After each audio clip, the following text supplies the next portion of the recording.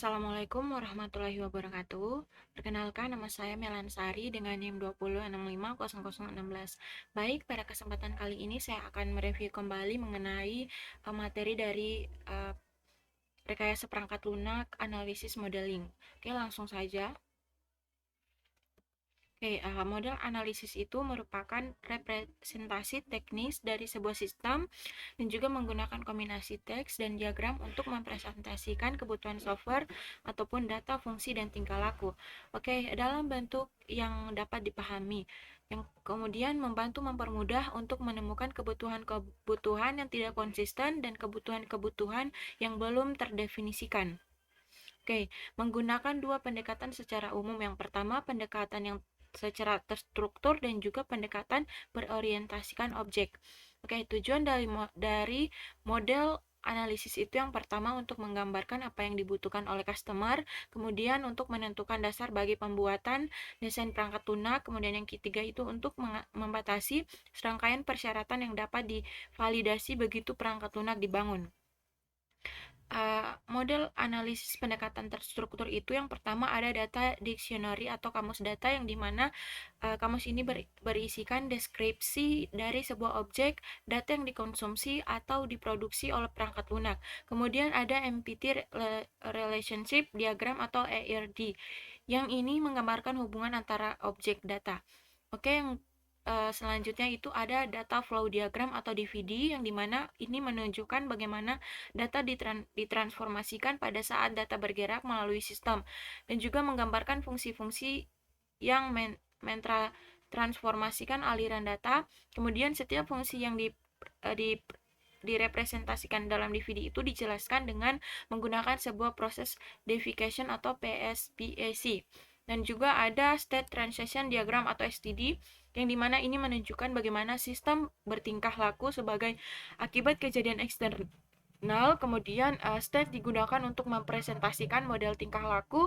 Informasi tambahan mengenai aspek kontrol dari perangkat lunak dimasukkan dalam control specification or CSPAC.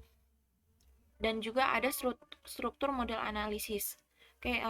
Pemodelan data ERD atau elemennya itu objek datanya itu merepresentasikan dari sebuah informasi yang harus dipahami oleh perangkat lunak dan dapat berupa orang, benda, event, tempat, unit, organisasi, dan juga lain-lain.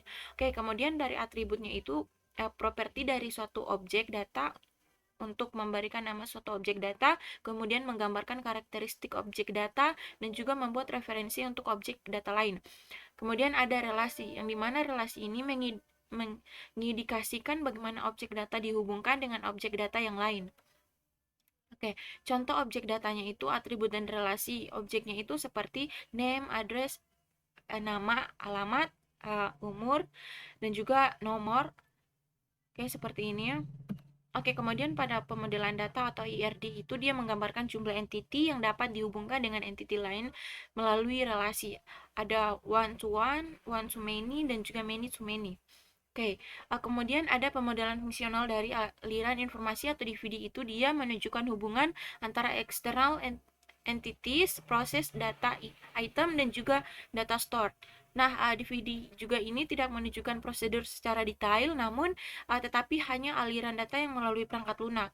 Kemudian DVD ini dapat dipartisi ke level-level berikutnya yang mempresentasikan aliran informasi dengan lebih detail.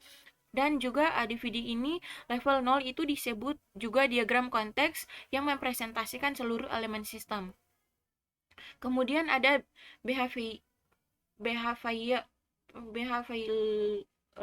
modeling, yang dimana ini mendeskripsikan status sistem yang dapat muncul ketika perangkat lunak digunakan. Dan juga ada mendeskripsikan kelakuan sistem, yang ada toolsnya itu yang pertama state transition diagram, dan juga yang kedua itu ada control specification, dan umumnya digunakan pada sistem waktu yang nyata seperti embedded system dan juga sistem control. STD atau state transition diagram ini dia mempresentasikan tingkah laku dari suatu sistem dengan menggambarkan keadaan atau state dan juga kejadian yang menyebabkan sistem mengubah keadaan. Dan juga STD ini dia mengidentifikasikan aksi seperti aktivitas proses yang diambil sebagai konsekuensi terhadap event tertentu. Oke, state transition diagram ini contohnya seperti pada mesin penjual minuman otomatis. Ini merupakan contoh dari diagramnya. Yang pertama itu variabelnya itu menunggu koin. Nah, yang dimana menunggu koinnya ini ada menunggu masukan pilihan, kemudian mengeluarkan minuman. Ini dari diagram ini memiliki tahap-tahapan.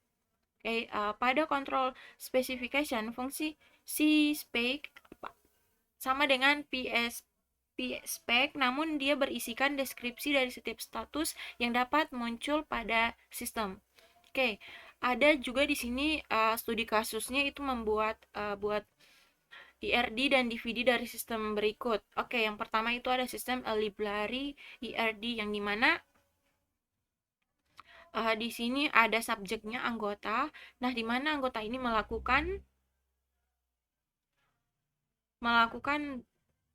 oke, di sini ada beberapa bentuk kotak dan diagram ini, dan di sini memiliki fungsi yang sangat beda-beda, dan juga pada studi kasusnya ini memiliki algoritma, dan juga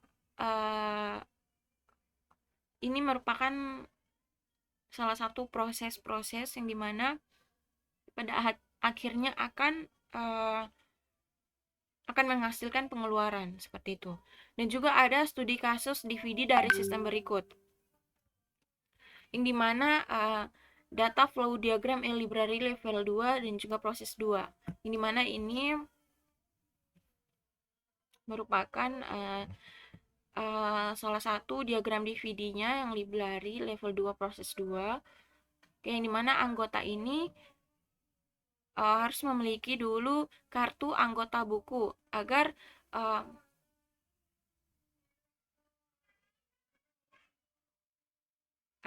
dapat meminjam buku. Kemudian user akan memeriksa pengembalian buku sebelumnya dan juga mencatat data peminjaman buku. Oke. Kemudian pada sistem library atau requirement ini, dia setiap pengunjung yang ingin membaca pustaka harus mendaftar dulu sebagai member, dan juga proses pendaftaran member dilakukan secara online dengan mengisi sebuah forum registrasi member. Kemudian sistem generate kode aktivasi dan mengirim kode aktivasi tersebut secara otomatis ke email member. Dan setelah itu member melakukan aktivitas dengan memasukkan email dan juga kode aktivasi ke forum aktivasi.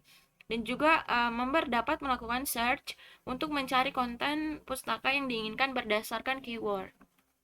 Oke, sebelum membaca pustaka, member harus terlebih dahulu melakukan login ke sistem dengan menginputkan email sebagai user ID dan password melalui form login. Kemudian sistem akan melakukan validasi. Jika email dan password valid, maka user bisa membaca konten pustaka. Jika tidak, maka akan muncul peringatan bahwa user ID salah. Dan pengelolaan konten pustaka ini dilakukan oleh seorang admin. Pengolahan konten pustaka terdiri dari proses penambahan atau upload konten dan juga update konten. Dan juga untuk melakukan pengolahan konten ini, admin juga harus login dulu ke sistem dengan menggunakan user ID dan juga password. Oke, pustaka yang diakses hanya untuk dibaca dan tidak bisa di-download. Oke. Mungkin itu saja yang bisa saya sampaikan. Apabila ada kekurangan kata yang kurang dipahami, mohon dimaafkan. Saya ucapkan dengan wabillahi taufiq wal hidayah. Wassalamualaikum warahmatullahi wabarakatuh. Terima kasih.